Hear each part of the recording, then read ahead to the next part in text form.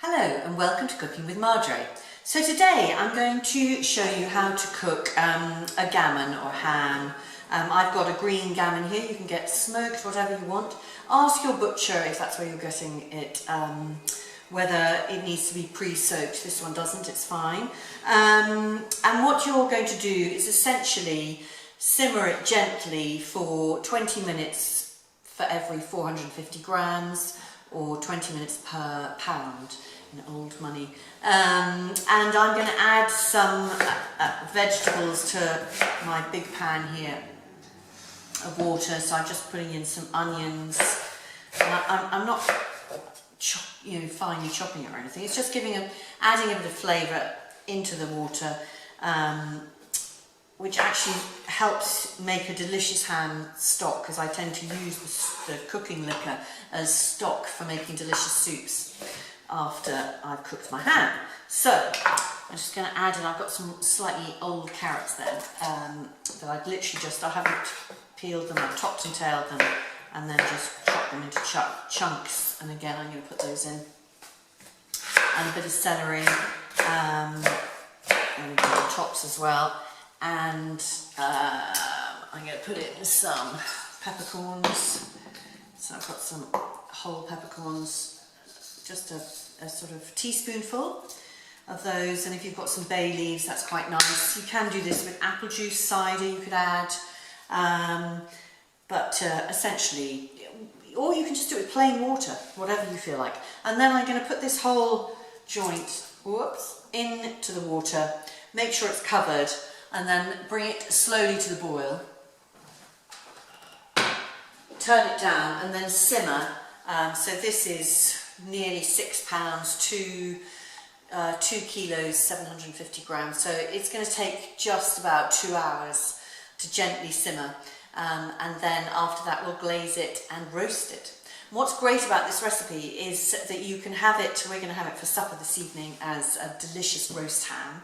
And then tomorrow and the rest of this week we'll be eating it cold, or I'll be adding it into pasta sauces and all that kind of thing. So it's an incredibly easy thing to do, very economical, and I hope you enjoy it. So the ham has been gently simmering for 3 hours, and I took it out of the saucepan about 20 minutes ago, so it's now a bit cooler to handle. Now I'm going to take off the string that's around, and then I'm just going to cut the fat off. Oops, there we go. Great. So on the top of this ham, it's got a skin which needs to just be taken off, so that you're left with the nice layer of fat before we roast it. So I've preheated the oven, by the way, to 180. So that's good. So this, you just need to be quite, I'm not very skilled obviously, but there we go. So you just gently take away the layer of skin, which is slightly gelatinous. Okay, so I'm really not very good at this, but anyway, there we go. There we go. Sometimes it just kind of pulls off, but not today. Today it is behaving in a slightly annoying way. Okay. Yeah, that's better. Okay. Yeah, it hasn't got a very thick layer of fat on it. It just varies from joint to joint. Now what I'm going to do is I'm now going to just make a diagonal, a sort of diamond shape.